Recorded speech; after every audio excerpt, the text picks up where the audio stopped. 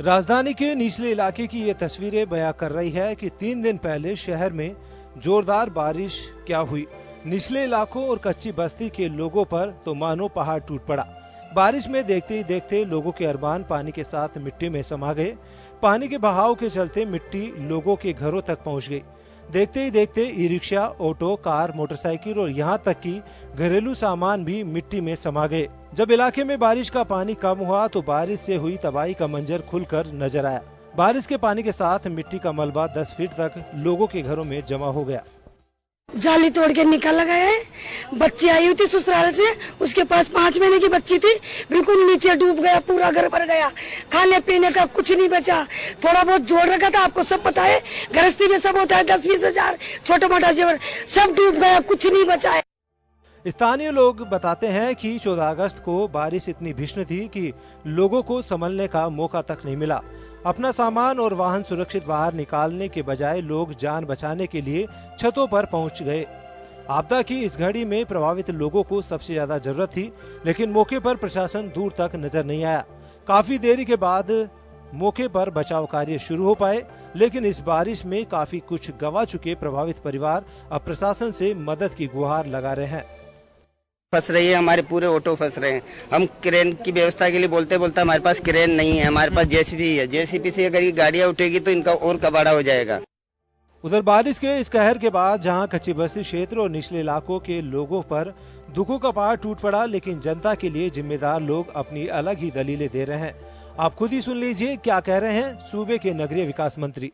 कुछ भी कर लो आप, बारिश में कुछ न कुछ प्रॉब्लम रहती है, इसमें बात नहीं, लेकिन 2-3 घंटे के अंदर सारा साफ हो जाता है, पूरा साफ हो जाता है। ये कम बात नहीं है। सीवरेज निश्चित तौर पर जो है अभी और काम करने की आवश्यकता है, इसमें कोई दो राय नहीं, वो काम होगा। लेकिन कौन सा ऐसा शहर है जहां पर इतनी भयंकर बारिश आई हो और वहां पर जो है 2-2, 4-4, 5-5 फुट पानी नहीं गिरा हो? बताइए, हो गया एक शहर बता दीजिए। राजधानी का ये मंजर हम सब ने देखा, लेकिन अब सवाल उठता है कि अगर ये भीषण बारिश नहीं रुकती और जयपुर में 1981 में आई बाढ़ जैसी स्थिति होती तो क्या होता। प्रशासन की अनदेखी का नतीजा आज आम गरीब को भुगतना पड़ रहा है। वोट बैंक को बढ़ाने के लिए प्रशासन की नाक के नीचे डूब क्षेत्र में अवैध कॉलोनियां काटकर लोगों को बसाया जा रहा है, लेकिन जिम्मेदार नेता सब कुछ जानकर भी अनजान रहते हैं। सरकारी कारिंदों की इसी लापरवाही का हर्जाना अब आम गरीब और जरूरतमंद को चुकाना पड़ रहा है। बहरहाल स्मार्ट सिटी की दिशा में आगे बढ़ रही राजधानी जयपुर में भारी बारिश के बाद तबाही का जो मंजर दिखा, इसके लिए प्रकृति को दोष देना ठीक नहीं। शहरों में कच्ची बस्ती और निचले इलाकों में बसावट के लिए जिम्मेदार केवल लापरवाह प्रशासन है। जहां अफसरों की नाक के नीचे भूमाफिया अवैध कॉलोनियां बसा रहे हैं, इन्हें न तो प्रशासन का डर है और न ही सरकार का खौफ। नेताओं के लिए ये कच्ची बस्ती के लोग केवल वोट बैंक तक ही सीमित हैं। ब्यूरो रिपोर्ट, जन टीवी न्यूज।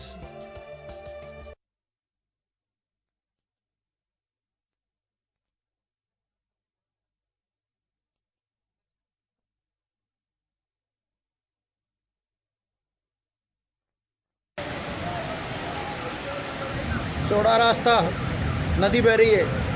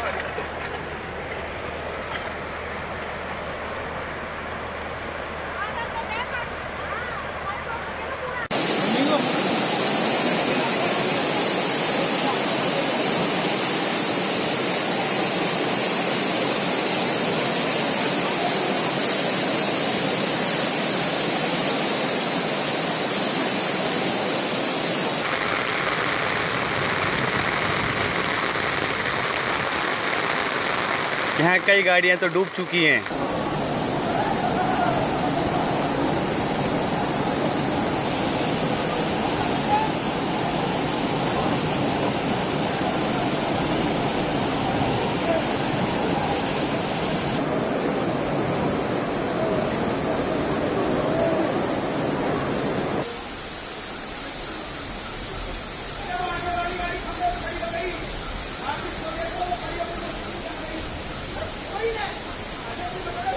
नमस्कार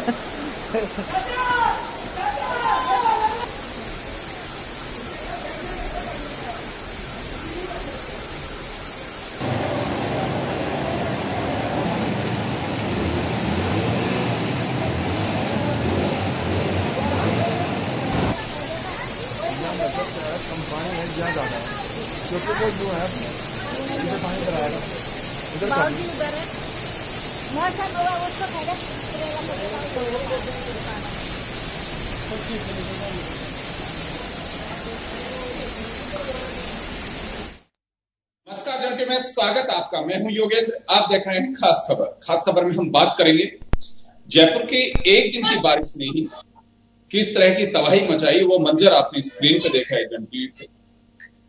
और अक्सर लोग देखते हैं कि इंद्रदेव हमारे शहर पे, हमारे प्रदेश पे, हमारे मुल्क पर मेहरबान हो, लेकिन मेहरबानी का मंजर आपने देखा।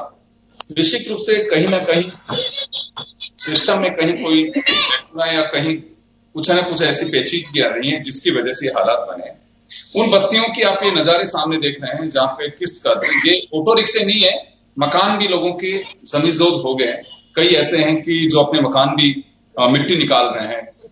अपनों को भी कोई बड़ी बात नहीं अगर किसी की कुछ कैजुअलिटी भी हो, क्योंकि 7 लोग अपनी जान गंवा चुके हैं इस पूरे हादसे के दरमियान।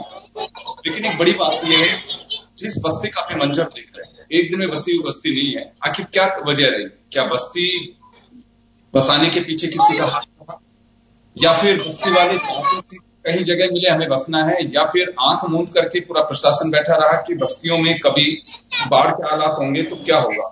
1981 से मुझे लगता है कि हमें सबक लेना चाहिए, क्योंकि कहा तो यही जाता है कि हर घटना एक लेसन होती है जिससे हमें समझ लेनी चाहिए। लेकिन आप कितने समझदार बने, कितनी समझ ले पाए, एक बड़ा सवाल है। तो चले आज इसी मुद्दे पर चर्चा करने के लिए भाजपा से हमारे साथ श्वेता जी और सुशील शर्मा साहब हमारे साथ जुड़े हुए हैं, जो भी पार्षद रहे। श्वेता जी और सुशील जी पार्षद, उमर दराज जी हमारे साथ जुड़ रहे हैं, वो भी पार्षद नगर निगम जयपुर हैं। बसंत हरियाणा जी सामाजिक कार्यकर्ता है। ओपी गुप्ता साहब हमारे साथ जुड़े हैं, जो विभाग के पूर्व अधिकारी हैं, राजस्थान म्युनिसिपल कॉर्पोरेशन सर्विसेज के। आप सभी का स्वागत है। मैं सबसे पहले सुशील जी आपके पास आ रहा हूँ। मंजर हम दिखा रहे हैं, बस्ती का उदाहरण दे रहे हैं या फिर जगह का उदाहरण देख रहे हैं। ऐसे हालात 50 जगह पे देखने को मिल जाएंगे। कहीं पानी भरा हुआ था, कहीं पे लोगों को अपनी बाइक ढूंढते देखा गया कि नाले में कोई बाइक ढूंढ रहा है, कोई अपना स्कूटर ढूंढ रहा है, कोई अपनों को ढूंढ रहे थे उस दिन। तो ये तमाम जो चीजें हैं ये तो ठीक है, क्या हम इसमें दोष भगवान का माने कि या फिर इंसानियत का किसी का दोष माने? इसमें किसका दोष है इसमें? नहीं, भगवान का कोई दोष नहीं है। भगवान ने तो बढ़िया ही किया है। भगवान तो बारिश करता है और ये होनी बहुत जरूरी थी। लेकिन इसमें सबसे बड़ी जो नेग्लिजेंसी रही ना, वो प्रशासन की रही। प्रशासन ने इस बात का 81 की, आपने अभी का 81 की बाढ़ के बाद में ध्यान नहीं दिया इन्होंने कि फिर ऐसा हो सकता है। फिर इंतजार कर रहे थे, इंतजार करते रहते हैं घटना कब हो फिर हम करें। एक्चुअल में क्या है, पानी निकासी की व्यवस्था जयपुर शहर में इन्होंने सोचा ही नहीं कभी। और जो बाहर की कॉलोनियां बनी है, मैं आपको सही बताऊं, अनसिस्टमेटिक, पूरी अनसिस्टमेटिक बसाई गई है। भूमाफियाओं ने इनको काट काट के प्लाट भेज दिए। उनको कोई मतलब नहीं ड्रेनेज सिस्टम से, कोई मतलब नहीं। अब जेडीए ने इनका नियमन कर दिया पैसा लेने के लिए। उसके बाद में ना तो नगर निगम ने ध्यान दिया, ना जेडीए ने ध्यान दिया, और ना कोई ऐसा सिस्टम, खाली सीवरेज का कर दिया। अब सीवरेज का तो लोड कितना ले सकता है सीवरेज तो इस पानी का। तो सारे सीवरेज के ढक्कन हमारे यहाँ ओवरफ्लो होके चल रहे थे। और ये कैजुअलिटियां जो बहुत कम हुई है, भगवान के ऊपर वाले की मेहरबानी रही। खाली पानी और बारिश आके इस जगह, यदि ये 2 घंटे और बरस जाती तो 81 का पुनरावर्तन हो सकता था। ये वापस वो की वो स्थिति हो सकती थी, और हम कुछ नहीं कर पाते। मैं आपको फिर कहना चाहता हूँ कि कोई अभी ऐसा पता नहीं बारिश नहीं आएगी, फिर आ सकती है। प्रशासन के पास कोई तैयारी नहीं है। खाली वो कट्टे ला रखे, मैं देख के आया हूँ आज ही कट्टे भरे हुए, जरूरत पड़ते तो भेज देते, कहीं खड्डा पड़ता है तो। अरे मिट्टी आधी लोगों के घरों में 5-5 फीट मिट्टी चलेगी सर, मैं देख के आया हूँ आग से। पूरे के पूरे ऑटो अंदर दब गए, पूरी गाड़ियां अंदर दब गई। सुशील जी, आप दोष पूरा बता रहे हैं प्रशासन का है, आपका ये कहना है? बिल्कुल है, प्रशासन की जिम्मेदारी सब। और कौन करेगा काम? किसकी जिम्मेदारी? कोई मुख्यमंत्री और मंत्री, ये तो सड़क पर आने से रहे। इनका जिम्मेदारी तो इम्प्लीमेंट तो प्रशासन ही करता है ना। और 5 मिनटों का आप देखो, घर बैठे वापस आ रहा हूँ आपके पास। मैं श्वेता जी के पास चाहूंगा। श्वेता जी, आना चाह रहा हूँ। ये पूरा मंजर आपसे छिपा नहीं है, अब निगम का एक पार्ट है। और जो तबाही हुई है जयपुर में, तबाही इस वजह से कह रहा हूँ कि आज भी लोग बहुत अलग परिस्थितियों में हमारी टीम ने वहां का दौरा किया है और अगले 15 दिन तक जिस स्पीड से काम चल रहा है वैसा 15 दिन लगेंगे अभी नॉर्मल होने में।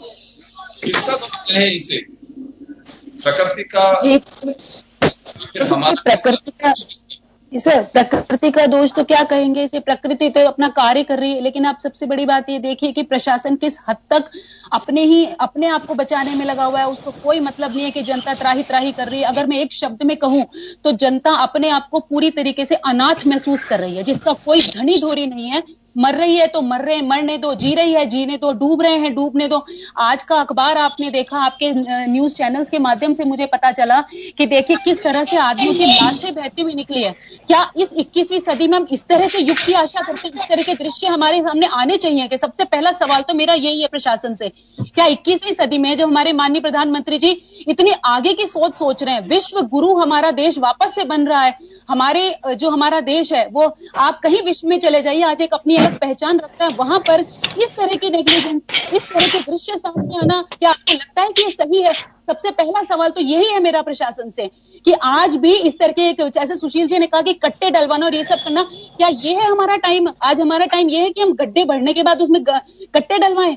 आप देखिए ये लोग बाड़ेबंदी में चले जाते हैं, इनको कोई मतलब नहीं है। मेरे यहाँ पर साइन करवाने लोग आते हैं, पार्षद, ये लोग चुनाव नहीं करवा रहे, हम साइन करने के अधिकारी नहीं रहे। पूरी तरीके से अफसरशाही हावी हो चुकी है हर प्रशासन में। अफसर वो देख रहा है कि मुझे मेरी सैलरी मिल रही है टाइम से, जो कुछ उसे मिलना चाहिए वो सब कुछ उसे मिल रहा है, वो क्यों काम करेगा सर? जी उसको जवाब पूछने वाला सैलरी के अलावा भी बहुत कुछ मिल रहा है, आपको पता नहीं है? मैं बता रहा हूँ, सैलरी के अलावा भी उनकी व्यवस्थाएं तकड़ी हो रही है, क्योंकि अभी कोई पूछने वाला नहीं है ना। चलिए मैं एक बात बताइए, चलिए आप और श्वेता जी, मेरा एक सवाल है आपसे और सुशील जी से, दोनों से, कि जो आप कुछ बताना चाह रहे हैं, ये अतिक्रमण की एक बड़ी वजह है कि जो पानी का फ्लो प्रॉपर तरीके से आना चाहिए, उन रास्तों को हमने दम तोड़ दिया उनका। इसमें दोष किसका है? केवल प्रशासन का है या पॉलिटिशियंस का भी दोष है? देखिए सर, मैं आपको ये बताना चाहूंगी कि अगर मैं एक एग्जांपल से आपको समझाऊं, मेरे एरिया में गौतम नगर करके एक अच्छी बस्ती, आप उसको कहेंगे, वो एक सेमी डेवलप्ड कॉलोनी है, वहां पर एक अतिक्रमण है। पिछले 10 सालों से मैंने उस अतिक्रमण के निगम में शिकायत की है। आज मेरे हाथ में होता तो मैं उसका सामान उठा के वहां से फेंक सकती थी। 10 साल से मेरी कंप्लेंट नगर निगम में पेंडिंग चल रही है। मुझे ये समझ में नहीं आता कि मेरी कंप्लेंट पे अधिकारी वहां जाकर के खाली हाथ क्यों आ जाता है। आखिर उस कबाड़ी वाले का स्टेटस क्या है और हमारे निगम में जो अधिकारी है उनका स्टेटस क्या है? क्या अधिकारियों का स्टेटस जो है वो इन कबाड़ियों से, इन अतिक्रमण वालों से नीचा स्टेटस है? क्या इनको ऐसा मिल जाता है वहां जाने के बाद में कि बिना किसी कार्रवाई के आ जाते हैं? इनको किसी से कोई मतलब नहीं है, इनको इनकी तरफ से किसी की जान जाए, कोई मरे, किसी का कोई बिछड़े, इनको कोई फर्क नहीं पड़ता। और इन पूरी अफसरशाही पे सर मैं बिल्कुल आपके चैनल के माध्यम से कहना चाहूंगी कि पूरी तरीके से सरकार का इन पे वरद हस्त है। सरकार पूरी तरीके से इन लोगों को सपोर्ट। चलिए ये तो जो भी है कि तुरंत में प्रशासन ने एक्शन नहीं लिया, लेकिन मेरा एक छोटा सा सवाल आपसे सुशील जी से है। होते तो एक्शन, यह बस्ती एक दिन की नहीं है, हम केवल प्रशासन को दोषी ठहरे हैं या वोट बैंक भी इसके लिए कहीं जिम्मेदार है? हटाने जाते हैं तो आगे बढ़ते मिलते, कभी विधायक मिलेगा, कभी पार्षद मिलेगा कि नहीं इस बस्ती को मत हटाइए, इन लोगों को मत हटाइए। नहीं सर, ऐसा बिल्कुल नहीं है। अगर मैं पर्सनली अपनी बात करूं, आप आगे देख सकते हैं, मैंने हमेशा इस चीज का विरोध किया है। आपने देखा होगा मेरे टेरियर में जेकिलॉन के बाहर जो अतिक्रमण आपको दिखता था, वो पूरी तरह से क्लीन स्वाइप करवा दिया गया था मेरे द्वारा। वहां पर कुछ भी नहीं था पूरी रोड पे। आज आप वहां का दौरा करेंगे, आपको वापस सारी चीज वहां पर मिलेगी। क्यों मिलेंगी वहां पर? किसकी इन लोगों को छूट है? कौन इन लोगों को शय दे रहा है? चलिए मैं श्वेता जी वापस आऊंगा, मैं ओपी गुप्ता साहब के पास में जाना चाहूंगा। सर आपके पास आना चाह रहा हूं, आपने बहुत नजदीक से देखा है सारे सिस्टम को भी।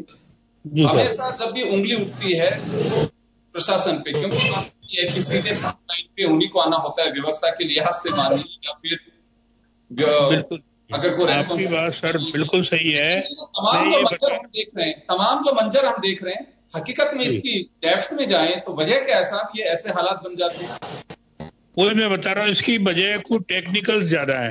पहली बात तो ये है कि जो नाले साफ करते हैं नगर निगम की ओर से या जो की तरफ से नाले साफ करते हैं, तो उन नालों की सफाई होती नहीं है। सिर्फ जो मुंह होता है, जैसे ब्लॉक्स के नाले बनाते हैं, 6x6 के ब्लॉक्स है, 8x8 के ब्लॉक्स है, उनके 2 ब्लॉक्स के बीच में एक गैप रखता है, वो 2.5 फीट का। वो 2.5 फीट के गैप का पत्थर हटाया जाता है और उससे मलबा हटा दिया जाता है। अंदर जो ब्लॉक में कचरा है उसको हटाया नहीं जाता। उसके लिए शक्कर मशीनें आती है, वो मशीनें है नहीं, आदमियों से सही ढंग से होता नहीं है। बड़े ब्लॉक में तो हो जाता है, छोटे ब्लॉक में होता नहीं है, तो नाले एज इट इज फिल रहते हैं, फुल भरे रहते कचरे से, और वो बिल उठ जाता है उनका, सब नाले साफ हो गए। दूसरा कारण क्या होता है, सड़कों के दोनों तरफ पहले कच्चा हुआ करता था, जिससे क्या है कि जो पानी होता था वो सोख लेता था, लेकिन अब वो वॉल टू वॉल रोड बनने लगी सब जगह, चौड़ी बनने के लिए भी ये करने लग गए, उसमें अगर थोड़े वो ब्लॉक्स लगा दें तो भी पानी जा सकता है, लेकिन पानी नीचे जाता नहीं है, सारा पानी सड़कों पर बहता है। तीसरा कारण क्या है कि जो भी ये रोड बनती है, तो रोड बनती है वो हटा के, तो उसको पहली वाली रोड को हटाते तो है नहीं, उसी के ऊपर लेयर डाल देते। लेयर डालने से क्या होता है कि वो सड़कें ऊंची होती जाती है, और आज जितने बेसमेंटों में पानी भरा है या उसमें पानी भरा है मकानों में, उसका कारण ये है कि सड़क ऊंची होगी और मकान नीचे रहे। ये तीसरा नालों पर दिया गया, कॉलोनी बना दी चारों तरफ, उन्होंने कोई ड्रेनेज सिस्टम किया नहीं, और नगर निगम को या जेडीए को सौंपी साहब ये काम करे। अब ड्रेनेज सिस्टम नहीं है तो वो कॉलोनी में पानी भर जाता है, वो अगली कॉलोनी, एक एक कॉलोनी को 2 बीघा में, कोई 25 बीघा में, उससे दूसरी कॉलोनी में पानी नहीं जाता है, और पानी नहीं जाता, वो पानी वहीं भरा जाता है, धीरे धीरे वो कम होता है। एक सिस्टम इन्होंने वाटर हार्वेस्टिंग सिस्टम बनाए बहुत सारे, नारायण रोड बनाया, जहाँ भी बनाए, लेकिन वो जो वाटर हार्वेस्टिंग सिस्टम है उनकी मेंटेनेंस नहीं हो रही है, उनके जो झाड़ियां है उनमें कचरा भर गया तो पानी उनमें जाता नहीं है। तो ये है कि जब वाटर हार्वेस्टिंग बनाए तो उनकी मेंटेनेंस का भी सिस्टम करना चाहिए, तो उसमें पानी जाए तो थोड़ा पानी तो अंदर जाने लगे। नारायण सिंह कितना जिम्मेदार मानते हैं आप अतिक्रमण को? एनक्रोचमेंट जो होता है, बस्तियां बस जाती हैं अनाधिकृत रूप से, और हमारी एक जिम्मेदारी बन जाती है कि उनको हमें जीवन भी बचाना है, उनकी जो मुसीबत है उससे भी बाहर निकालना है। इसको हम कितना रेस्पॉन्सिबल माने इसके लिए? देखिए, शायद कच्ची बस्तियां जब बस्ती है, जब तो कोई ध्यान देता नहीं है, वो बस्ती जाती है, कोई पॉलिटिकल सपोर्ट हो जाता है, उसके वोटर हैं वो हैं, उसके लिए जैसे शास्त्री नगर में कच्ची बस्ती को हटा के फ्लैट्स बनाने की योजना बनाई, तो सरकार के लिए वो सारी योजना को उन्होंने खत्म कर दिया, नहीं ऐसे नहीं, हम तो प्लाट देंगे, वो जमीन एज इट इज पड़ी है और उस पर कोई फ्लैट बने नहीं। तो कच्ची बस्तियां सारे नालों में बसी हुई है, वो नालों में बसी हुई है तो ऑटोमेटिकली आएगी। आप जगवार नगर कच्ची बस्ती देखिए, सीधा पहाड़ से पानी नीचे आता है, वो पहाड़ का पानी आता है फिर बस्ती में होकर बाहर आएगा, वो तो बस्तियां तो डूबेंगी। तो ये अतिक्रमण हुए तब तो ध्यान दिया नहीं, अब इनको बसाने के लिए चाहिए वो जगह पे नहीं जाते, तो ये सबसे बड़ी प्रॉब्लम है। अतिक्रमण सब जगह बाधा है। आज रामगढ़ में पानी क्यों नहीं आता है, रास्ते में सारे अतिक्रमण हो गए, या तालकोटरा में पानी क्यों नहीं आता, वो सारे रास्ते में जो पानी का सोर्स था वहाँ अतिक्रमण हो गए। तो अतिक्रमण को टाइम पर रोक लिया जाए तो उससे फायदा होगा। चलिए, मैं बसंत हरियाणा में सामाजिक कार्यकर्ता है। बसंत जी, आपने वॉल क्षेत्र को भी देखा और शहर के बाहरी क्षेत्र में भी कुछ बहुत अच्छे हालात होंगे, लेकिन अभी तक भी के जो निशान दिखाई दे रहे हैं वो कब तक रहेंगे कहना बहुत मुश्किल है। कि 15 दिन लग सकते हैं, 20 दिन लग सकते हैं, किसी की बाइक निकल रही है, किसी का घर निकल रहा है, किसी के कोई सामान निकल रहा है। बड़ी अजीब और गरीब स्थितियां हैं जो हम जहां जाकर के देख करके आए हैं, कच्ची बस्तियां। इन सब तमाम परिस्थिति को लेकर हम किसे जिम्मेदार माने? बसंत जी, आप मुझे सुन पा रहे हैं? बसंत जी, हाँ जी मैं सुन पा रहा हूँ, लेकिन नेटवर्क थोड़ा जी। बसंत जी, मेरा सवाल सुन पा रहा हूँ, लेकिन नेटवर्क बहुत पुअर आ रहा है। मैं छत पर भी बैठा हूँ, तो आ रही है आवाज आपको मेरी? हाँ, बोलिए, कुछ समझ में आ रहा है। मैं यह जानना चाह रहा हूँ कि जो तमाम परिस्थितियां बनी है आपसे मेरे से छिपी नहीं है, जन टीवी की स्क्रीन पर हम लगातार देख रहे हैं, न्यूज पेपर्स में आ रही है और भी चैनल्स दिखा रहे हैं। जिम्मेदार कौन है? हाँ, इसका जिम्मेदार कौन है?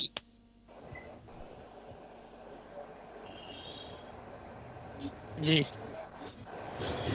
देखिए, इसके तौर पर जिम्मेदार जिन लोगों की जिम्मेदारी है वही जिम्मेदार हैं। इनको जनता जनप्रतिनिधि दिक्कत भेजती है, निश्चित तौर पर जिम्मेदार तक उनकी जिम्मेदारी है। हम थोड़ा सा अंश ये मान सकते हैं कि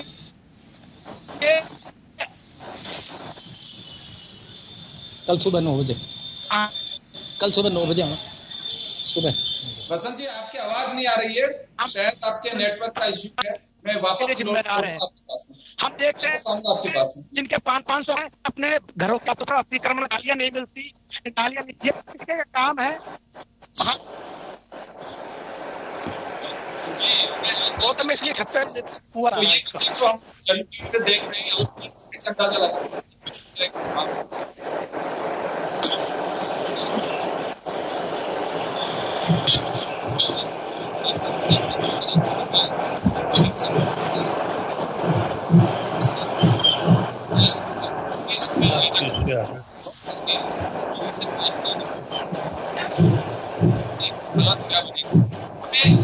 1981 उसके बाद बद्रीनाथ, केदारनाथ, यह सब वह मंजर रहे कि जिसकी सबसे बड़ी कारण अगर हम माने तो उसके पीछे इंसान था। हम बता दें किसी व्यक्ति का लालच ये रहता है जगह मिल गई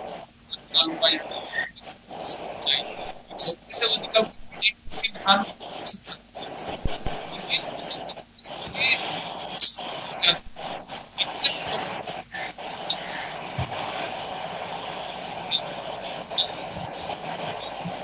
सही हाँ जी सही है। उमर दराज जी हमारे साथ जुड़ रहे हैं, उमर दराज जी हमारे साथ जुड़ रहे हैं।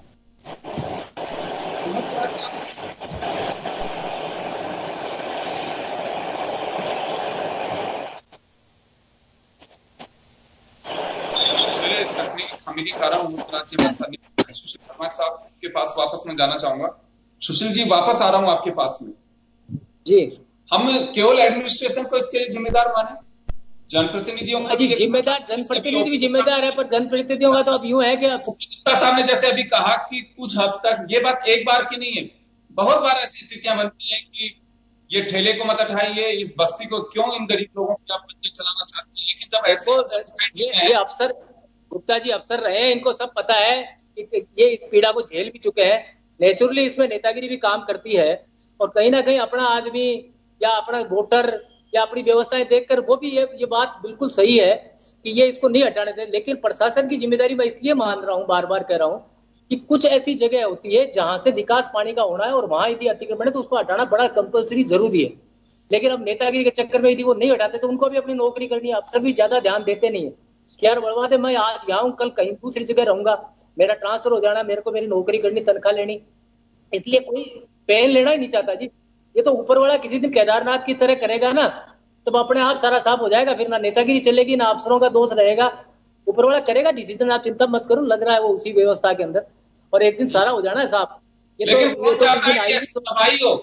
ऐसी तबाही देखना नहीं, 2 घंटे और आ जाती तो उसी दिन हो जाता है। श्वेता जी हंस कर रही है लेकिन ये ना नेतागिरी चलनी है ना अफसरों की चलनी है ना प्रशासन, अपन किसी को दोष देते रहे एक दूसरे को। लेकिन सुशील जी की नेतागिरी चलने के लिए नेता होना भी तो चाहिए। 1 साल से नेता ही नहीं है, कोई चुनाव नहीं कराया, ये सरकार की स्ट्रेटेजी। क्या करें, कोरोना का बहाना हो गया। देखो श्वेता जी मैं आपको बताऊं, एमएलए तो चाहते नहीं कि पार्षद आए, अपन टीवी की डिबेट में है, मेरी बात सुनो। और पार्षद पहले नहीं थे क्या, 10 साल रहे ना पार्षद भी अपन, 10 साल तक मैं पार्षद रहा हूं लगातार। ये सारी पीड़ा जो बता रहे हैं ना गुप्ता जी, ये बिल्कुल सही बात है कि ये अब नालों का है तो नालों पर अतिक्रमण है, सफाई का टेंडर होता है, नाले साफ होते नहीं है, जब तोड़ने के लिए जाते हैं तो रहने दे रहे यार यहाँ मत तोड़ना। तो मैं आपको सही कह रहा हूँ कि सफाई नहीं हो रही है नालों की प्रॉपर, और इसकी वजह से ये जो सड़कों पे पानी आ रहा है। यदि ड्रेनेज सिस्टम सही हो जाए, और हमारी कॉलोनियों की दिया हालत है ही नहीं, ड्रेनेज सिस्टम ही नहीं है, पानी निकलता ही नहीं है। 3 साल जब आप 3 साल के पार्षद इस तरह की बात करेंगे यहाँ चैनल पर बैठ के, 3 साल का नहीं, मैं 30 साल का भी हो जाऊँ ना, मैं 30 साल का भी हो जाऊं तो भी ये स्थिति बदलनी नहीं है बहन जी। ये तो ऊपर वाला बदलेगा, मैंने बहुत कहा है। श्वेता जी आप भी रहे हो 5 साल, ऐसा नहीं है, सारा कुछ आपने बहुत बढ़िया कर दिया है। ये एक दूसरे पे आरोप लगाने से समस्या का समाधान नहीं होगा। ये अपन ने खूब लगा लिया साधारण सभा में, मिले और दूर बैठे आपके सामने दिख रहे, ये नया वर्ष व्यवस्था के साथ जुड़े हुए हैं अपन। लेकिन मैं आपको सही बात बताना चाहता हूँ, मेरे को आपके चेहरे पे भी उदासी नजर आ रही है, पता नहीं क्या पार्षद का चुनाव नहीं हो रहा, इसकी है या और कोई कारण है। लेकिन निश्चित रूप से इस मंजर को देख के खुशी हो रही है श्वेता जी, इस मंजर को देख के खुशी हो रही है। अच्छा मंजर पीड़ा से ऊपर वाले की मेहरबानी है, इस मंजर से तो सारे दुखी हो जाए राजीव। सुशील जी, मैं आपको 2 घंटे हो रहे हैं और भी पीड़ा देखने को मिल जाती, और अभी कोई अभी कुछ नहीं बिगड़ा है। आप 3 साल पार्षद रहे, जिसके काम करने का जज्बा है ना, 11 साल से पार्षद हूँ। कुर्सी की जरूरत नहीं है, मैं आज भी अपनी फील्ड में एक्टिव हूँ, आज भी एक्टिव हूँ, जिस तरह से मैं काम फिर परेशान होने की जरूरत ही नहीं है, फिर तो पानी भरना ही नहीं चाहिए। हमें लाशें देखें, जनता परेशान हो गई। आप रहने के बाद तो कुछ नहीं होना चाहिए। अजी बहन जी, ये भगवान की मर्जी है, ऊपर वाला है, ये जो जिन्होंने अतिक्रमण कर रखे हैं, नालों पर कब्जा कर रखा है। अब देखो, आप मिट्टी आई, मिट्टी तो कोई ये तो पास इतने साल से बारिश पानी के साथ सदी में जी रहे हो आप भगवान की मर्जी ले रहे हो। इसको उसका समाधान भी होगा। 81 में बाढ़ आई, उसके निशान आज तक पड़े हैं। आप आओ ना, आप सड़क पे आओ, चलो निकलो बाहर, हम सब बैठते हैं, कहते हैं मैं तो कोरोना के घर जाता हूँ, मैं तो पब्लिक के बीच रहता हूँ। मीटिंग में एसी रूम में बैठने के पार्षद बनते, सड़क पे आओ, चलो सड़क पर क्या आना। अब बाकी क्या रह गया? 12 महीने से सड़क पर ही है, और क्या है? अभी कोई बाकी रह गया सड़क पे आना? 12 महीने अभी और ये 4-5 महीने की तो मेरी गारंटी है, कोरोना में सड़क पे ही रहोगे। अब में तो बनने का कोई चांस नहीं है अभी। तो कह रहे हो मैं वापस आ रहा हूँ आप लोगों के पास में, छोटे से ब्रेक के लिए रुकेंगे, ब्रेक के बाद हम जल्द लौटते हैं। बने रहिए आप जन टीवी के साथ।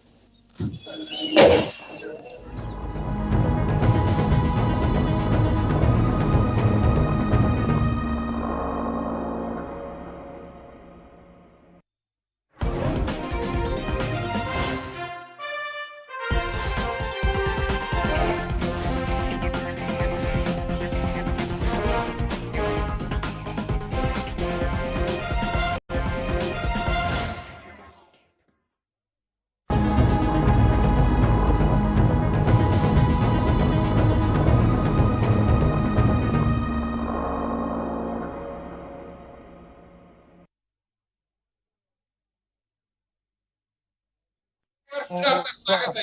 अभी लगवाता हूँ, मैं अभी बुलवाता हूँ उसके बाप को, अभी फोन फ्री हो जाए, बुलवाता हूँ। इसमें एक एक्सपोर्ट साइन जरूर लगाइए आप।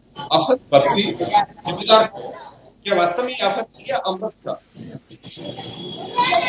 पानी को हमने से जाने दिया, रामगढ़ का बांध भर सकता था, भर सकता था, और भी जगह पानी ले जाया जा सकता था। इतना पानी इंद्रदेव ने तो पानी ली जयपुर पे, लेकिन हमारे लालच ने जयपुर को इस स्थिति में ला दिया जो तस्वीरें आप देख रही हैं, किसी का दिल दहला सकती। चलिए, कांग्रेस नेता उमर दराज भी हमारे साथ जुड़ गए। उमर दराज जी, आपके पास आना चाहूंगा, आप थोड़ा लेट जुड़े हैं हमारे साथ। ये कहा जाता है जो मंजर हम देख रहे हैं उसके पीछे सरकार 34 दिन तक पॉलिटिकल क्वारंटाइन में रही, नेताओं को फुर्सत नहीं रही, जाकर इनको देखने एडमिनिस्ट्रेशन पे लगाती रही, जिसकी वजह से ऐसा हुआ है। ये श्वेता जी का एक आरोप है, पहले तो उसका जवाब मैं लेना चाहूंगा। जी उमर दराज जी, आवाज सुन रहे हैं मेरी?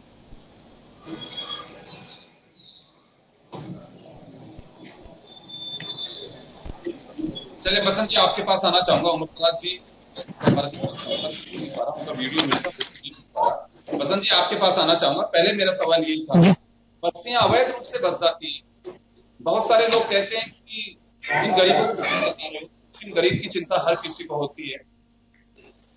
तो ऐसी पोजीशन जो हम देख रहे हैं स्क्रीन पे, वो मंजर तभी बनता है जब किसी को अवैध रूप से बसने हिमायती बन जाते हैं।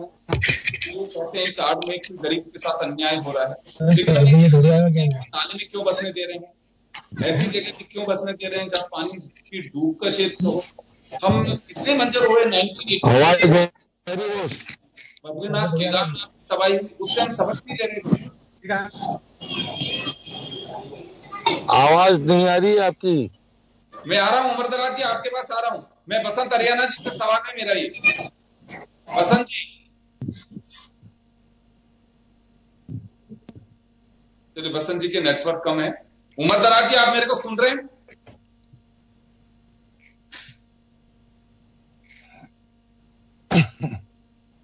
उमर दराज जी, आप अगर मुझे सुन रहे हैं तो मेरा सवाल ये है कि बीजेपी लगातार आरोप लगा रही है कि सरकार ध्यान नहीं दे रही इस मंजर की ओर।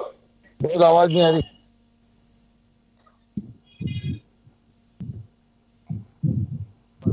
जी आवाज आ रही है मेरी? हेलो उमरदराज जी आवाज आ रही है? नहीं आ रही हमको। जी बसंत जी आपको आ रही है मेरी आवाज? हाँ आ रही है, मुझे आवाज तो आ रही है अभी तो। अब ये मैं जो कह रहा हूँ कि कच्ची बस्तियों में या दूसरी जगह पे जो हालात इस तरह के देखे जा रहे हैं, चलिए पानी भरा 2 घंटे निकल गया, लेकिन जिन बस्तियों में जो हालात देखने को मिल रहे हैं बिल्कुल वो हाँ जी, इसका जिम्मेदार कौन है? देखिए मैंने पहले भी कहा था, वो नेटवर्क की वजह से शायद आया नहीं। इसके लिए जिम्मेदार वही लोग हैं जिनको जनता ने जिम्मेदारी दी है, उनकी जिम्मेदारी प्रमुख तौर पर बनती है। तो पहली बात, आपकी बात से सहमत हूं कि कच्ची बस्तियां उस जगह बस गई हैं जहां पर पानी का निकास नहीं है, जहां से पानी का रास्ता है। लेकिन हमको सोचना पड़ेगा कि किस मजबूरी में कोई भी व्यक्ति इस जगह जाकर चला कर रहना नहीं चाहता। आप देखिए, हमको सिर्फ समस्या पर बात नहीं करनी चाहिए, समस्या किन कारणों से, इन पर भी बात करनी हम लोगों को चाहिए। कि आप देखिए कि गरीब लोगों को आवास उपलब्ध कराने का काम होना चाहिए, लेकिन क्या गरीब आदमी आवास खरीद सकता है? अगर आप हाउसिंग बोर्ड को देखिए, जेडीए को देखिए, आज विज्ञापन दिए हैं तो उसमें 18,000 रुपए वर्ग मीटर के मकान है। क्या गरीब आदमी और आम आदमी खरीद सकता है? हाउसिंग बोर्ड के मकान है, उनकी आरक्षित दर इतनी ज्यादा होती है, क्या आम आदमी खरीद सकता है? तो स्वाभाविक है कि जहां उसको सस्ता मिलेगा, जहां वो फिर वो सस्ते में कहीं नदी नालों की जमीन मिलेगी, कहीं गोचर की जमीन मिलेगी, वो तमाम जमीनों पर वो खरीदेगा। और इस बात से कोई इनकार नहीं है कि जब ये जमीनें ऐसी कटती हैं तो जो सरकार के जो जिम्मेदार लोग होते हैं उनकी निगाह में भी रहते हैं, और कई जगह तो वो लोग मुख्य तौर पर उसमें अपनी भूमिका निभाते हैं। वो लोग होते हैं सरकारी अधिकारी हैं, उनको सब मालूम रहता है कि यहाँ जमीन कट रही है, लेकिन वो नजरअंदाज कर देते हैं विशेष कारणों से, उनकी भागीदारी होती है उस भ्रष्टाचार में। तो ये तमाम चीजें ऐसी हैं जिसको हमको समस्या का समाधान करना पड़ेगा। कच्ची बस्तियों की बात करती है, आप देखिए जो पॉश कॉलोनियां हैं जिनमें 500-500 वर्ग मीटर के मकान है, 500-500 गज के मकान है, वहां पर भी पानी भरता है, लेकिन उन लोगों का लालच खत्म नहीं होता। वो भी अपने मकान के आगे 10-20 गज जमीन रोक के रखते हैं, नाली का निकास नहीं हो रखते हैं, अपना कार खड़ी हो जाए उस पर लिए वो उस तरीके उस जगह को ढक के रखते हैं। ये तमाम कारण है, इन बातों पर करना पड़ेगा। जैसे अभी एक अधिकारी महोदय बता रहे थे न्यायिक प्रक्रिया से, वो सही बात है कि हमने जो जल संरक्षण, इतना पानी व्यर्थ जाता है कि हम उसको सोचते ही नहीं है। राजस्थान की जैसी जगह जहां पर लोगों का मतलब जल संरक्षण के बारे में, उनका पूरी दुनिया में एक मिसाल है जल संरक्षण में। और वो किताब भी है कि आज भी खरे हैं तालाब कि किस तरीके से हमारे रेगिस्तान में, मरुस्थल में लोग जल को सहज, बरसात के जल को सहज के रखने का काम करते थे और उससे 12 महीने जिंदगी चलाने का काम करते थे।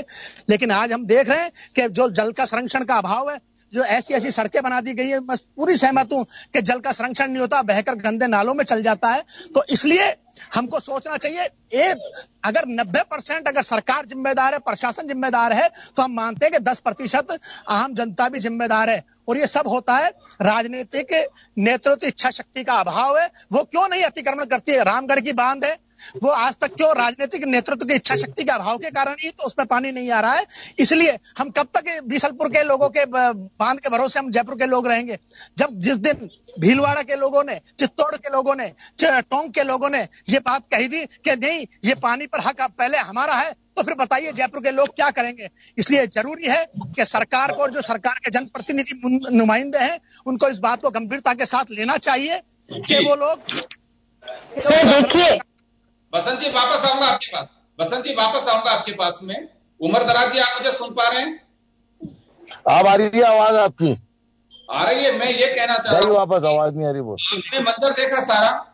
14 अगस्त को जो बारिश हुई उसके निशान आज तक भी हैं। कभी बस्तियों में आपने भी देखा होगा कि आवाज नहीं आ रही। वो आपकी बिल्कुल भी।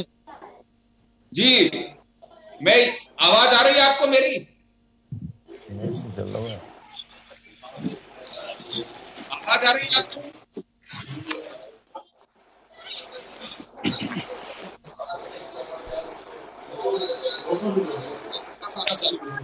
आना चाह रहा हूँ। देखिए, जब भी कभी कोई बात, ये तो बात सही है कि सॉफ्ट टारगेट एडमिनिस्ट्रेशन होता है, चाहे वो निगम का हो, एडीए का हो, चाहे जिला प्रशासन का हो, हमेशा टारगेट होता है। लेकिन मैं एक बात जानना चाहता हूँ कि मालूम है प्रशासन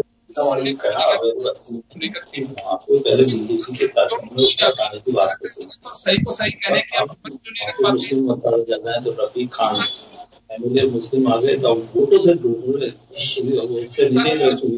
सुविधा गुप्ता साहब आपको आवाज आ रही है? हाँ आ रही है मेरे को तो। जी गुप्ता साहब, मैं ये कह रहा हूँ अभी जो छोड़ आ रहा है सारा, वह यह है कि एडमिनिस्ट्रेशन की लापरवाही की वजह से ऐसा होता है, वो चाहे स्थानीय निकाय का हो चाहे जिला प्रशासन हो। मैं एक बात जानना चाहता हूं कि ऐसा क्या होता है कि जब मालूम है हर बार सुनने को या गाज कभी किसी पे गिरती है तो गिरती है किसी भी सरकारी नुमाइंदे पर। कभी आपने देखा कि किसी पार्षद को सस्पेंड कर दिया या किसी वहां के एसडीएम को सस्पेंड कर दिया या किसी कलेक्टर को हटा दिया, उस कारण से कभी सुना नहीं सुना होगा। पार्षद तो अच्छे का श्रेय लेने के लिए होते हैं, बस कोई अच्छा काम होगा उसका श्रेय लेने के लिए पार्षद होते हैं, बाकी कोई गलत बात है। एक पार्षद होने के नाते मैं आपकी इस चीज का विरोध करूंगी कि आप सभी चीजों को एक थाली में न तोले, कृपया करके आप एक इंडिविजुअल सर आप ये सबके शब्दों को तोल मोल के बोले थोड़ा सा। बहुमत की बात देखी जाती है, कोई इंडिविजुअल आरोप नहीं है किसी पर। नॉर्मली ये होता है कहा यही जाता है, कभी किसी विकास गिरती है, किसी मंत्री पे गिरती है। जब हम चर्चा में भी यही कह रहे हैं कि एडमिनिस्ट्रेशन का फेलियर रहता है, बस्तियां बच जाती हैं, उसका वो जवाब दे रहे हैं। जी तो ऐसा है कि पार्षद तो नॉर्मली थोड़ा ध्यान रखते हैं, ऐसा नहीं है कि वो बिल्कुल ध्यान नहीं रखते, लेकिन कोई गलत काम हो जाता है तो प्रशासन ही जिम्मेवार बताया जाता है, वो पार्षद को जिम्मेवारी लेने को तैयार नहीं होता है। दूसरी बात क्या है कि प्रशासन में जिम्मेवारी की बात में लापरवाही होती है, तो नालों के ठेके देती है लेकिन उनका सुपरविजन नहीं होता है।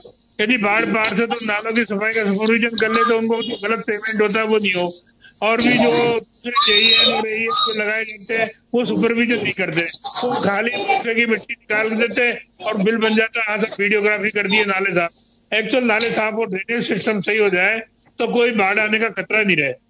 और दूसरा क्या कि लोगों ने अपनी सुविधा के लिए कि भाई नालों में पानी जाता, सारे लोग अपने मकानों के कनेक्शन सीवर लाइन में डाल दिए।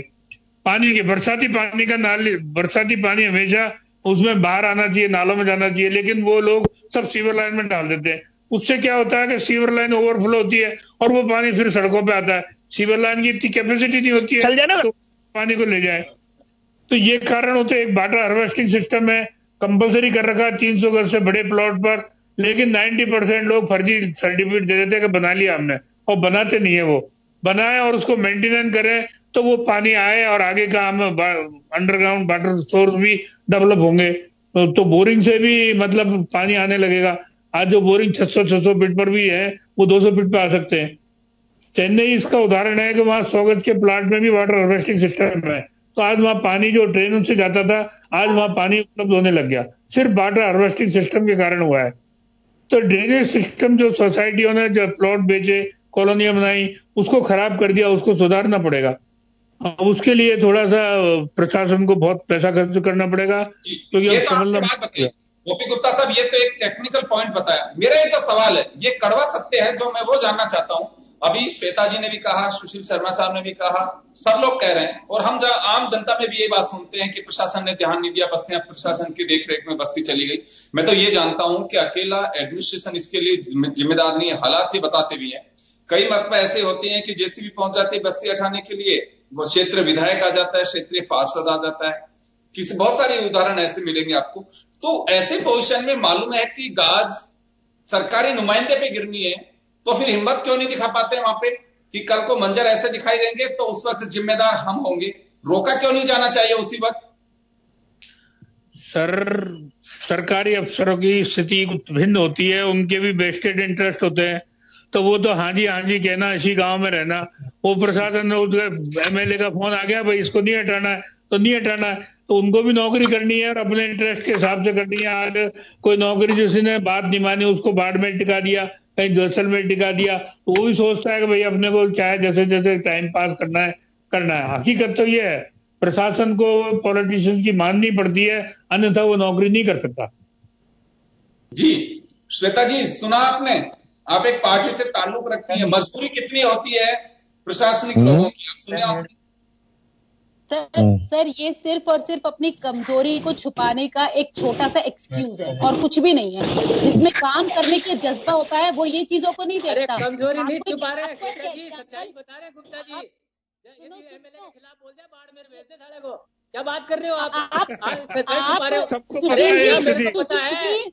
सुशील जी, आप एक जनप्रतिनिधि हो, किस तरह की बात कर रहे हो? आप ऐसे कैसे बोल सकते हो? आप एक जनप्रतिनिधि हो, आपको जनप्रतिनिधि का सम्मान करना चाहिए। आप अधिकारियों की भाषा बोल रहे हो, ऐसे क्यों?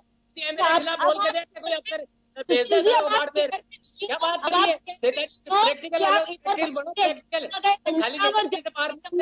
ये जब डूब रहा है, ये अपन ऐसे कर रहे हैं ना, जब भी डूब रहा है ये 10 साल अपन ने किया ना, उसका परिणाम है ये। 10 साल अपन चाहते तो इसको सुधार सकते थे सारे मिलके, लेकिन कोई नहीं करती थी। पार नहीं पड़ेगी। मैं आपको बताऊंगा, सही कह रहे हैं गुप्ता जी कि ये अफसर को नौकरी करनी है, बेचारे को वो व्यवस्था के हिसाब से नौकरी करता है, नहीं तो उसको सिखाते हैं, उसको बाहर चल रहे हैं, तेरे को करनी वो कौन यही करते हैं कि तेरे को नौकरी करनी है कि क्या है। तो आपकी मेरी बात सुनो, मैं बहुत भुगतोगी हूँ साहब इस चीजों का। हमने भी जोश था पहले जवानी में, जोश दिखाते थे, उसका परिणाम बहुत भुगता है हमने। आपको रोकेंगे कोई और पैसा कोई तरीके से बनता नहीं है, उसको नौकरी करनी, बच्चे पालने अपने। सुन तो लो, आप परम छोटे मोटों की बात भी सुन लिया करो कभी, कोई बात नहीं। कहीं ना वो चाहिए है, आप पूरी कर लें। सुशील जी आपके पास आऊंगा मैं,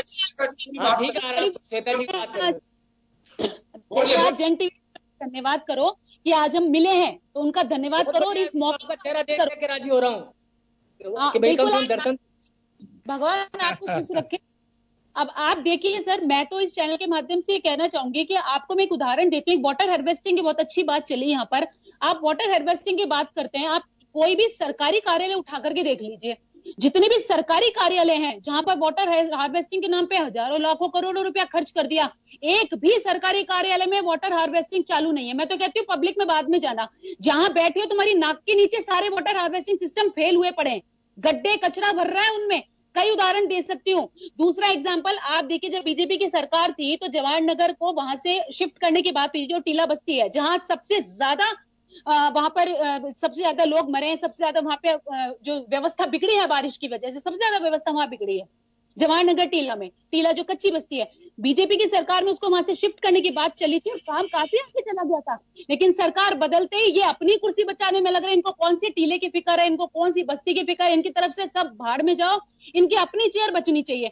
मुझे समझ में नहीं आता कि जिस जनता ने वोट दिया है उसको छोड़ करके अपनी कुर्सी बचा के ये किस पे न्याय करेंगे, किस पे शासन करेंगे? जनता भी तो होनी चाहिए। आप तो आटे में नमक मिला करके खाना तो समझ में आता है मुझे, एक तो सारा आटा इन्होंने नमकीन बना दिया, सारा आटा जहरीला कर दिया इन लोगों ने। क्या तरीका है? आज 1 साल हो गया है, कोई धनी दौरी नहीं, अफसरों को कोई पूछने वाला नहीं है कि आप क्या कर रहे हो क्या नहीं कर रहे हो, कोई क्वेश्चन उठाने वाला नहीं है इनके ऊपर। ये सर मैं इस चैनल से, ये चैनल के माध्यम से पूछना चाहूंगी, डायरेक्ट मुख्यमंत्री से पूछती हूँ मैं कि क्या ये असंवैधानिक है या नहीं है? क्या ये संवैधानिक है किसी भी दृष्टि से? क्या आप चुनाव ही ना कराएं? जी श्वेता जी, 1 साल से खराब हुए हैं। श्वेता जी, हालात 1 साल से खराब हुए हैं। हालात 1 साल से खराब है, क्या करें? इसमें चुनाव के दिख रहा है कोरोना के मायने नहीं थे। आज जो लोग बात कोरोना की क्वारंटाइन है, ये सरकार जो है क्वारंटाइन है, ये बिना कोरोना के क्वारंटाइन हो रखी है। मुझे आप इनसे पूछिए तो सही कि क्यों क्वारंटाइन हो रहे हैं? ऐसा कौन सा कोहिनूर का हीरा इन्होंने छुपाया होटल में जिसके रखवाली लेके वहां बैठे हुए हैं? कोई तो बात होगी वहां पर। चलिए वो तो पूछना चाह रहा हूँ, 1 साल से क्या बिगड़ी है जयपुर शहर की? जी बिल्कुल, अगर मैं पर्सनली अपनी बात करूं, 1 साल में जो व्यवस्था बिगड़ी, ऐसी व्यवस्था कभी भी नहीं बिगड़ी थी। कम से कम हम जनरल बॉडी की मीटिंग में बैठ करके जनता के सवालों को तो उठाते थे, इतनी छूट तो थी हमको। आज हम कुछ करने लायक नहीं रहे। कुछ करना है तो अपने बलबूते पे करो, इनकी तरफ से कुछ नहीं कर सकते। और सर मैं तो बिल्कुल मीडिया से है, इनसे पूछिए ये सवाल, ये चुनाव क्यों नहीं करा रहे हैं, मेरी समझ में नहीं आ रहा। सुशील जी बताइए, सुशील जी ये हालात जो है 1 साल से बिगड़े हैं जयपुर शहर के। आप तो कह रहे हैं कि 81 के बाद इस तरह की बारिश अब आई है, तो मैं तो कहती हूँ पिछली सारी बातें भूलो, आप तो इस बारिश को ही लो। इतना बड़ा इन लोगों ने सारी व्यवस्था को बिगाड़ दिया, शहर पूरा पानी पानी कर दिया इन लोगों ने। और आज भी अब तो साहब ये कोहिनूर हीरो की रखवाली करके बाहर आ गए। अब तो देखो जनता मर रही है कि जी रही है, अभी भी नहीं देख रहे हैं ये लोग आकर के। अभी इस खुशी में ही है कि पानी पानी नहीं कर दिया, ऊपर वाले ने पानी पानी कर दिया। इनके हाथ में क्या था पानी पानी करने का, ऊपर वाला करता है पानी पानी। तो मैं आपको श्वेता जी अभी एक मिनट शांति रखो, मैंने बोलूँ तो पहली बार SMS सारे चुप हो गया था, अब आप भी चुप हो गए। सुशील जी आपके पास आना चाह रहा हूँ मैं, एक बात जानना चाहता हूँ कि 1 साल से हालात बदले जयपुर के कि ये लंबी फहरिस्त, ये बारिश आई है तब बदले, 1 साल नहीं बदले, ये अभी परसों तो बारिश आई ना तब खराब हुआ हालात, वरना तो शहर चल ही रहा था। अब बारिश आ गई तो वो पोल खुल गई सारी की सारी। इसमें पीड़ादायक स्थिति क्या है साहब, मैं आपको बताऊं कि जब क्या होता है, ये सरकारी स्तर का बड़ा मामला है, नगर निगमों के पास में इतना बड़ा बजट है नहीं। चले सुशील जी आपके पास आ रहा हूं मैं, सुशील जी आपके पास आऊंगा मैं। श्वेता जी के आरोप का जवाब एक बार उमर दराज जी से ले लेना चाहता हूं मैं। उमर दराज जी आप मेरे को सुन पा रहे हैं? आवाज आ रही आवाज? तो मुझे बताइए कि जो स्थिति बनी है अभी बारिश से, उसकी जिम्मेदार वर्तमान सरकार है, श्वेता शर्मा जी का आरोप है ये। श्वेता शर्मा जी ने क्या बोला ये तो मैंने सुना नहीं, क्योंकि मैं संपर्क में था नहीं आपके। और देखिए वैसे भी जो है जब विपक्ष में जब बैठे होते हैं ना, तो उनके पास सिवाय आरोप लगाने के अलावा कोई काम होता भी नहीं है, ये तो आप भी जानते हो, हम भी अच्छी तरह। उमर दराज जी आपने भी ये किया होगा विपक्ष में बैठ के, आप काम कर लेते, अब पक्ष में अब कर लो। आंखें खोलने का काम करते हैं। और हमारी मौजूदा सरकार में, सुन लो मेरी बात श्वेता जी, आप मेरी बात सुन लो, आपने क्या कहा मैंने तो सुना नहीं, मगर अब जो मैं कह रहा हूँ सुन लीजिए आप। वक्त के ऊपर बिल्कुल हम लोग पहुंचे हैं। और ये देखिए ये प्राकृतिक आपदा है, ये किसी इंसान की दी हुई नहीं होती है, जो ऊपर वाले के दिए हुआ कहर है। अब अगर वो आया था और बरसात का कोई एनिकेट का पानी जमा था और वो टूट गया और उसकी मिट्टी अगर वहां आ गई, तो ऑन द स्पॉट हम लोग वहां पहुंचे हैं। सरकार के नुमाइंदे होने के नाते हमने वहां ऑन द स्पॉट पहुंच के जनता की सेवा करी है और जनता को इससे बचाने का काम किया है। ये मालिक का इतना बड़ा कर्म रहा कि वहां पर एक भी जान किसी की नहीं गई। माली नुकसान बिल्कुल हुआ, इसमें कोई दो राय नहीं है, क्योंकि जो मिट्टी बहकर के ऊपर से आई है, वो मिट्टी जो बहती हुई वो मकानों में जम गई, 4-4, 5-5 फीट सड़कों के ऊपर जम गई, मकानों में इस कदर जम गई कि फ्रिज, टीवी, कूलर, उनके सब कुछ थे बिल्कुल तबाह हो गए, इसमें कोई दो राय नहीं है। उनका माल का नुकसान हुआ है। और हमारे MLA साहब रफी खान साहब जो आदर्श नगर विधायक है, वो वक्त पे वहां पहुंचे और 16 तारीख को सुबह वहां पहुंचे और पहुंच करके उन्होंने पूरे फील्ड का जायजा लिया, एक तरफ घूम के। हम आदेश दिया कि इनका जितना भी नुकसान हुआ है उसके मुआवजे की हम पूरी कोशिश करेंगे कि सरकार से उनको मुआवजा मिले। और जो परेशानी इनकी है वो परेशानी हमने दूर करने की कोशिश करी, हाथों हाथ खाना दिया, वहाँ पानी के टैंकर वहां खड़े करे और जितनी भी सुविधा हमसे हो सकती थी हमने वहां करी है। अब श्वेता जी ने क्या देखा ये तो हमें खैर पता नहीं, मगर ऑन द स्पॉट आप खुद प्रेस वाले भी वहां गए थे, आपने भी खुद ने देखा कि जब आप वहां मौजूद थे तो हम लोग वहां मौजूद थे और हम लोग वहां गए थे जनता की सेवा के लिए। सरकार का जो काम था सरकार ने बखूबी निभाया, उसकी अच्छी बात नहीं है। उमर दराज जी एक बात बताओ, आप तो सीधे प्रॉब्लम पे बात करो ना। ये जो बस्ती बसी हुई है, ईदगाह बस्ती है, ये बसी हुई कैसे है? इसको शिफ्ट क्यों नहीं कराते? अब तो आप सरकार में हो, अब तो शिफ्ट करा की बात नहीं है। आपको यही पता नहीं है। अब मैं बताऊं श्वेता जी, आपको यही पता नहीं बस्ती कौन सी है। जब आपको बस्ती का ही नाम मालूम नहीं है तो आप कैसे बता रहे हो वो गणेशपुरी बस्ती है, उदाहरण दे रही है, वो रहमान कॉलोनी है। ये उदाहरण दे रही है कि बराव से जो बस्तियां बसी हुई हैं उनको लेकर के जिक्र कर रही हैं। मुआवजा मिल चुका है गणेशपुरी के जितने भी लोग हैं उनको 3 दफे मुआवजा मिल चुका है। 3 दफे उनको वहां शिफ्ट करा जा चुका है। जो सर्वे नंबर थे उस आधार पर उनको सरकार दे चुकी है। हम कांग्रेस सरकार के टाइम पे भी दे चुके हैं उनको। ये वापस उन लोगों ने कब्जा कर लिया। गरीब लोग हैं, कच्चे बस्ती के लोग हैं, नहीं जाते उसमें क्या दिक्कत नहीं है। आप ये बताइए पिछली हमारी सरकार से पहले, आज के 3 साल पहले तो सरकार आपकी थी ना, ये आज की बची बस्ती तो है नहीं। ये भारतीय जनता पार्टी के टाइम की बची बस्ती है। भारतीय जनता पार्टी ने कितने पट्टे दिए? कांग्रेस ने आपको पता है कितने पट्टे देने का काम किया था? आपको पता है जानकारी? हमने 10,000 से ऊपर पट्टे दिए थे कच्ची बस्ती वालों को। आपने कितने दिए मुझे बताओ आप? आपको चेयरमैन नहीं है वहां के, आपको बता दो आपने कितने पट्टे देने का काम किया? सर अरे एक बात बताओ ना, आप तो आपने मुआवजा दिया, ठीक है, उसके बाद ये शिफ्ट क्यों नहीं हुए? मैं तो कह रही हूँ अब सही करो ना इनको। अब तो हो गया जो हो गया, अगली बार मरने के लिए फिर छोड़ रहे हो इनको आप लोग। मुआवजा देके ये कह रहे हो कि अब अगली बार फिर मरने की छूट है तुमको, ये क्या बात होती है? अब शिफ्ट करो इनको। किसने दिया मुआवजा? बात कांग्रेस और बीजेपी। उमर दराज जी आप मेरी बात सुनो, ये एक चैनल है, डिस्कशन हो रहा है, हम यहाँ बैठे हैं, यहाँ कांग्रेस और बीजेपी की बात छोड़ करके आप क्यों ना ये बात, आप जनता की बात करो, कांग्रेस और बीजेपी की नहीं। आपने करी है कांग्रेस बीजेपी की बात, तो आपने जो इल्जाम लगाया बिना देखे, आपने जब देखा ही नहीं, आपको बस्ती का ही नाम मालूम नहीं है।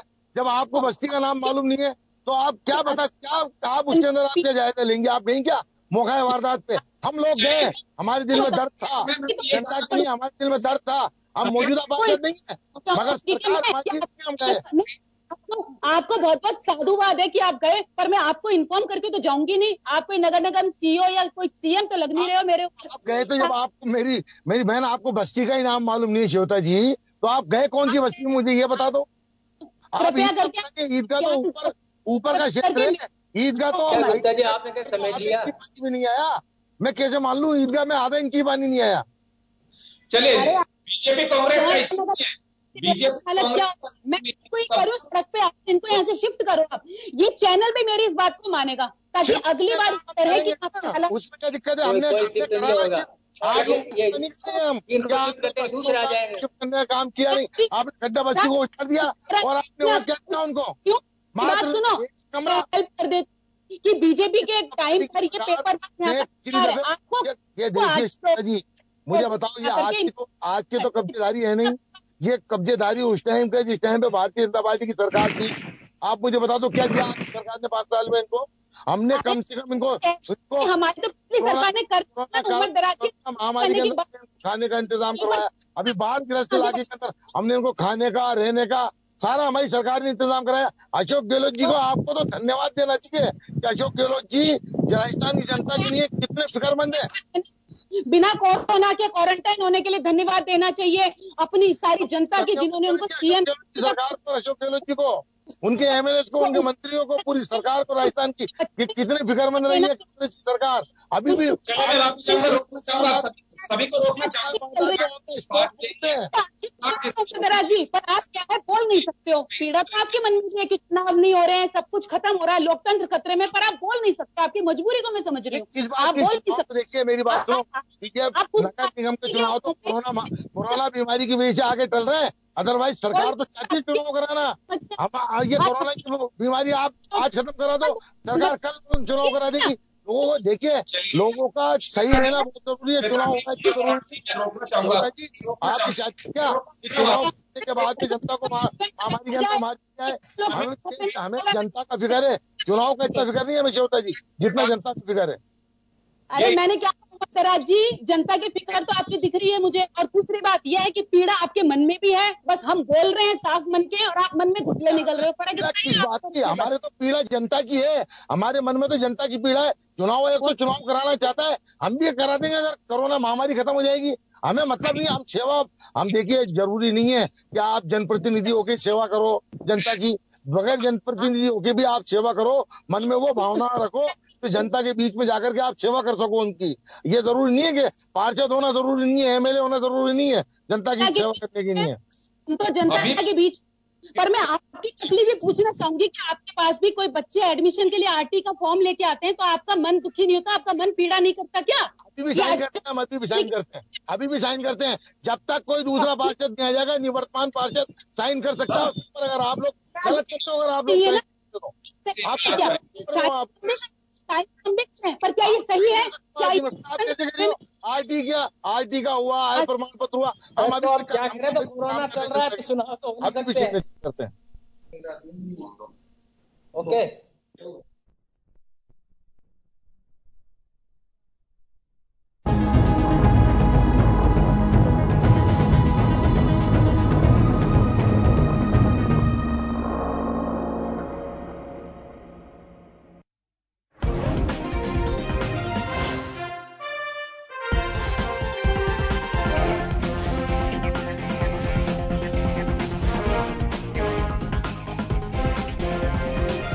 जन टीवी की लेटेस्ट अपडेट पाने के लिए हमारे चैनल को जरूर सब्सक्राइब करें और नोटिफिकेशन पाने के लिए बेल आइकॉन दबाएं।